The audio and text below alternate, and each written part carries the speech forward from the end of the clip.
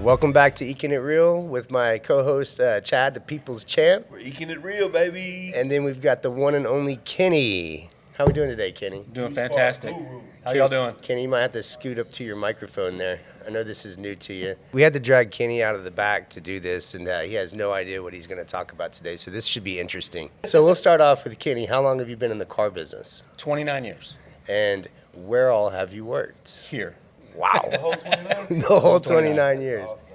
You might have to give me the formula to that success, because You know, it's really easy. Wake up, come to work on time, and then do your job and go home. dude, and just like that, right? Just like that. Simple. What would you say, you know, you're the pre-owned director here and do an outstanding job. You also were at the lot that we had in Belton Yes. before. When was that? That was 18 to 23. 2018 to 2023. Okay, so it ended in the COVID era. Yeah, then. it was right in the COVID area. How was that during the COVID era? Was that just a pre-owned lot?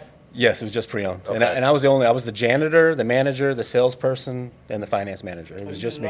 I was the only one there by myself. Told y'all, he's All day a long. monster. Well, that's a good way to work here for a long time, is be by yourself. You Right. can't Yeah. upset anybody that Nobody. way, can you? Well, you can always upset somebody. You can always upset somebody. So what made it to where you can go 29 years with the same organization? What would be the one thing that you think is what kept you here? This place has done a lot for me and my family, and I just feel like I owe some loyalty and some honesty to them, and so I've just been here a long time, and they've treated me well. In a business where there's not much loyalty, right? You know, there's a lot of loyalty in the car business. It always kind of strikes me strange when people say used car salesman. Yeah. They're some of the greatest people I know. Well, they're definitely some of the best characters, right? Right. Yeah. I used to tell people whenever you're looking to start this career, you know, has anyone ever told you that you should be a salesperson? Because if no one's ever told you that, you might not be the way to go, right? You know, but whenever I was 10 years old, you know, I was selling lemonade and baseball cards out of the front of my driveway. You ever done that, Chad? No, sir. No. No? No. Not lemonade, not baseball cards. I used to be in middle school selling all the snacks, though. I had Swiss rolls, had oatmeal pies. I had candy Skittles. Every Okay. class, I'm Yeah, selling I out. never sold a thing until I started selling cars. So what made you decide to start selling cars? I got a promotion in the military, Okay. and it was time to get a second car. So- Appreciate your service. Thank you. Yeah. Okay. Appreciate it. So it was time to get a second car. Okay. So I came to Dennis Eakin Mazda to buy a pickup truck, Okay. and I was stuck on $200 a month. What year was this? God, it was 1994, Okay. 92, 90, 94. So I was stuck on 200 a month. Well, how many times we hear that? Yeah. 350, you know? Yeah. And anyway, I couldn't get a truck for 200 a month, right? So I went home, and this guy named Rick Yell called me, and he says, "Hey, we can get you to 219, right?" And I said, "Well, if I go to 219, my wife has to get a job." And he said, "Hold on." And he called me, "I'll call you back." So about 20 minutes later, he called me back, and they offered my wife a job. Doing what? Wow, that's She was a wild. greeter Well, that's at the dealership. So that's how we started here. She became a greeter, and then she moved into sales, and then just from there, it just blew all up. new to me. I had no idea. Me Yeah. neither. That's awesome. Yeah. So your wife's been in car sales, your daughter's been in car sales, and your son. Right. All in so this is a car family. Yeah. Are any of them still in the car business? My daughter is still in the car business, yes. Okay, we won't say where because it's not here. No. But I heard that she's pretty good at what she does. She's very good, yes. Is there any chance that we could ever get her here? There's always a chance. Always a chance. Man, let's get her. Chad, what's new with you? You just got off a vacation. How was that? Man, I had a great time, man. It was fun. I went on to Cozumel, Yucatan. Yeah, man. Well, something So, interesting that happened over Yeah, I'm there. gonna tell y'all, man. I'm a Waco guy, right? So I like my fish deep fried. I don't like them alive.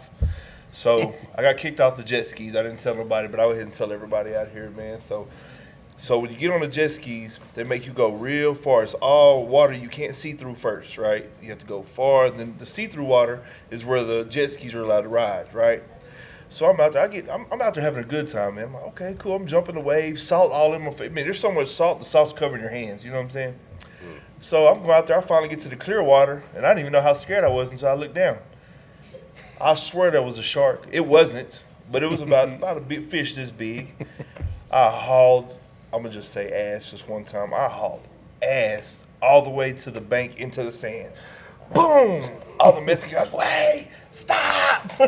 True story. I got kicked off the jet skis. So you had an hour to ride them, and they cut you off in like 20 Man, minutes? they cut me off probably less than 20 minutes. Well, man, it's far for real. It took about 8 to 10 minutes just to get to the Clearwater. And I just felt like I watched too many movies, and I felt like it was chasing me. I'm looking back. Oh! Hey, you should have seen everybody, bro. I'm coming up. Everybody's moving out the way. Stop, amigo, stop. Hey, my girl's laughing. She's still out there having a good time. Yeah, but I did pay for the insurance, so I didn't have to pay for nothing. They give you the option to pay $20 up front. So if anything happens, you wreck it, you flip it, or anything, if you pay the $20 up front, it covers the whole jet ski. I already know you paid that. Yeah, you haven't had very good luck with any jet skis since I've known you. First of all, mine's getting repainted. But yeah, I went to that. We went to where did we go? The Mayan pyramids. That was pretty cool. Something that I would get into. Yeah, that was pretty cool. What about you, Kenny? Have you ever done anything like that? No. You've never been to the Bahamas or rode jet skis? Well, I've never rode jet skis in the ocean. Yeah, so No, I've got a thing about the ocean, man. Once you cross into the water line, you're not a human anymore. You're bait. Yeah, exactly. Right. And I thought about that. I just thought about Jaws the whole time. Right. It's not my natural. Jaws has ruined a lot of problems. It has caused a lot of problems with people in the ocean, especially me. And then, I had a friend that went parasailing in the Bahamas, and they had to keep going real far, because when he started this was like in 2014. When he was parasailing, he said they seen sharks down there for real. I'm like, sure you they're can. black tips. They say they don't mess with you, or whatever they call them, whatever black tips or something. But he wasn't having it. Taking me way away. You know what I'm saying? For sure. That's crazy. So that's all I thought about when I was in there. It was fun in the dark water when you can't see nothing because you just keep your mind off of it. I'm jumping waves, and then they're like, you need to keep going. This is the boat area. This is, you know what I'm saying? So I just kept on going. I go out there. I wasn't in the clear water but like 2 minutes. I looked down. That was the end of that. Man, you could see right to the bottom. I don't even know how deep it was, but it was deep. Kenny, back to you real quick. Just another question. When you were fresh in the business, who took you under your wing and was your role model in the industry? I was to say Willie Rosillas. Willie Rosillas. Yeah, he was my first manager, kind of showed me the ropes. Is he here local in this area? He is in Arizona now. Okay. Yeah. And so you bought a car here, and then your wife started working here, and then you got out of the military. How long were you in the military? 11 years. You did 11 years. And right out of the military, you jumped into the Next car day. industry. I'll tell you what, our best employees that I've ever had seem like they get freshly out of the military. Why do you think that is? Coming out of the military, a lot of people think sales is a stepping stone, okay? Yep. So they get into it. But then they realize that it's not a stepping stone, it's an actual life. Yeah. It's a career. And the people who do think it's a stepping stone, they're in and out really fast. Yeah. Because, I've seen a lot of that. right. So How many people do you think you've seen come and go in the car industry since you've been in hundreds. it? Hundreds? Yeah. Or thousands? Well, hundreds. Well, you've only been one place, right? Yeah. Yes. Hundreds of people. Yes. What is the main quality that you think a salesperson's got to have in order to be successful in today's market? Just honesty and integrity. They're intertwined. If you can do all that, everything else will just fall into place. Is there a certain characteristic of person that you would recommend come in and apply? You never know. No, there's No? there's not a certain characteristic. There's people that come in and you're like, oh man, that guy's not gonna make it, and then bam, or that lady, I don't know about her, she's fantastic. You just once somebody gets put under the pressure or the microscope, and they're willing to learn, Yeah. anybody can be a salesperson. You just never know what's going to happen to someone until And they get it's pressured. funny because if you sell one car, the salesperson comes in, they can sell one car, they can sell 100, Yeah. but they just give up. They don't want to put the work in. They don't want to put the stress, the effort.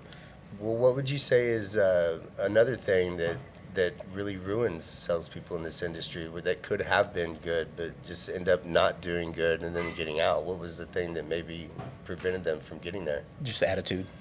Attitude, maybe training? Positive thinking, training, right? Exactly. Yeah. Yes. So when you started, the guy, what was his name? Really, Willie. Yeah, so did he just show you the steps to the sale? And Oh, we had a thing called APB back then. I don't know if you ever dealt with APB, automotive profitability, but it was steps. Is that to Joe sale. Verde? No, it was before. Joe Verde can piggyback on it. Okay. APB is more about the numbers and gross. I know it's a bad thing to say in the car business, but It's not a bad thing to say in anything. I think that every APB is all business about has to gross. talk about profitability. Yeah, it's you know? profit. Yeah, without So, profit, there's right. no business. No business. So that's what APB was, but it was simple steps, and you followed those, did everything right. Joe Verdi was more about talking to customers and follow up and handling overcome objections, that kind of stuff. Overcoming some objections. Yeah. That's the funny thing is on my very first day of work, I sold 2 cars accidentally. You know, I wasn't allowed to sell any cars until I watched at least the first season or series of the Joe Verdi's tapes, which I think there's some upstairs. And I remember doing that and then going outside to take a break. I didn't have lunch. I was broke. So for my lunch break, I went outside and started walking the lot. And there was a family that pulled up around this 87 Camry. Do you remember how boxy those things were? And I'm just looking at them. They're looking at me like, "Are you going to help me?" And I think the name of that lady was Sarah Crawford or something like that. I sold that family like 4 or 5 cars, but that was my first sale. And she was 16 years old, and her dad bought her that car. And I just remembered being a part of the process of her getting her first car and how excited they were. Right. And I was immediately hooked. At that point, I don't think it was really about the money. It was about how fun the process was. And then when they told me what I made, I was like, hell, if this is legal, I think that I'm never going to do anything else. I'm all in, you know? So tell me about the first car you sold. I bet you remember it still. I do. The guy's name was Lieutenant Anderson. Lieutenant Anderson. Yep. Jeep Cherokee. I was just like you. It was probably my first, second day on the job. My first day was just getting the feel of everything. And my attitude was I just killed a career, you know, in the military. After 11 years, I was on my way. And I figured I better make this work. So I wasn't waiting around for a customer. I just went out and started talking to them. That's the other thing is it had to work for me too. Right, There was no failure. Yeah, there was no second option. So it was this business for a career. Chad, do you remember the first person that you sold a car to? Sure do. It was crazy. We had a showroom full of people. They didn't believe it. They couldn't believe it. Jeff Hanna, he gave me the nickname People's Champ. He was like, "How you got all these people in here?" But I was working off MySpace. We didn't have Facebook back then. I told put on MySpace, "Hey, I'm over here at March Dollar Motors." I pulled up. Hey, I had like 6, 7 people in there within like 30 minutes. Everybody's shuffling around. Because when I used to, you know, we were selling used cars out of a little trailer.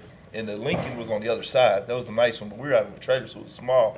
It's like, where are all these people coming from? They're not used to that. Yeah. It was like I was December 16th, 2010. That's when I was there, bro. I was right there. Me and Ernesto Lopez. He's like, all right, fill this out. We got to do one at a time.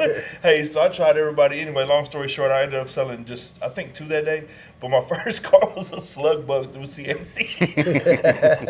What color was it? It was blue. Slug blue. Slug bug out of CAC, man. It was like crazy. And that's when they taught you the co-signing thing and all that. And then that's when they named me the People's Champ, probably about 3-4 months after that.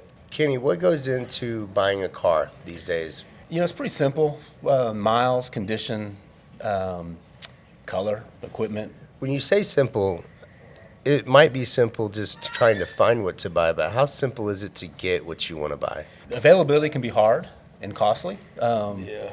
So the value of vehicles is just continuing to go up and up and up. It's hard because, you know, when you go out and you have to buy or purchase a vehicle, what other costs come with it, Kenny, that people don't think about? You know, like if you're at an auction, you're the one with your hand up last. Yeah, so it means you're you're the one more that, than that anybody paid the there. most. Yeah, there's been plenty of times after the sale, I'm like, oh my gosh, did I spend too much for this car? You know? But it's the only way to get them. You know, and that's the thing is you just got to have a little faith. I think that whenever I was buying cars, I would always look at something as, would I buy that car? And if the answer was yes, or did I think that car is sexy? Then if that answer was yes, then I would just go with my gut. A lot of it is you got to know your market. You got to know the customers that come in and what they're looking for, their wants and their needs, their family, you know, what they need for their family. I know there's more that goes into it. Like when you're buying cars for the lot, I know that you're looking at certain things. Like what determines what car you're going to purchase? A lot of it is brand. You know, we're a Kia dealership, so we like certified pre-owned Kias. We're actually the #1 certified pre-owned dealership around. Come see us. Yes, come on. Yeah. So the Kia is always my top priority to purchase. Yep. After that, it'd be pickup trucks. Yeah. Do you kind of look at what the market's been selling the most of, or what we do really well with, or the market be doing really well, but it's what we do really well with. Right. What our customers come in for, because I'm sure our customers come in for different things than what other makes and models come in for. Well, that's why they have different dealerships. Right. You know what I mean? Yeah. Everybody's different. Right. Well, that's good. That's good And information. then not only does he buy the cars, then he got to put them through the shop. No matter how good they say they are, we got a good shop back there, so he has to run through the shop and make sure they are what they say they are. Yeah, we spend a lot of money on our cars in the shop, so come see us. They're going to be ready for you. You know, they said back in the old days is that, you know, you didn't want to do that because you'd cut into your profit margins. But you know, Right. when you're putting money under the hood where no one can see it, it saves them thousands of dollars, Right. doesn't it? So, Right, and it keeps them coming back. so that basically means that even if the car down the street is less expensive, is it really less expensive? No, it It's costs them not. long, long run. It's really not. Yeah. Well, real quick before we wrap up, I've got one more question for Kenny. What would you say is the best thing about working at Dennis Eakin Kia? Oh, the people are fantastic. The ownership, the management, the sales people, even the techs in the back and Yeah. the porters. Everybody's just fantastic. It's No a good one- attitude. Nobody's ever unhappy. Yeah. You walk in, there's a smile on everybody's face all the time, and it's place just is great. popping. Keeping it Right. real, baby. Yep. Tell my customers this is the guy right here. When you call me, you want a Scat Pack or a Charger or a Dually. If you want a Bentley, if you want a Lamborghini, just let me know. We'll get you pre-approved and he'll go get it for you. All right. Easy. Kenny, do you agree with that statement? Yes. I don't know about the Lamborghinis. Yeah, we're going to get it. If you get approved for Right. it, we will go get it. I don't care Yeah. what it is. All right, guys. Tune back in with us on Eakin It Real. We'll be back soon. You getting it real, baby.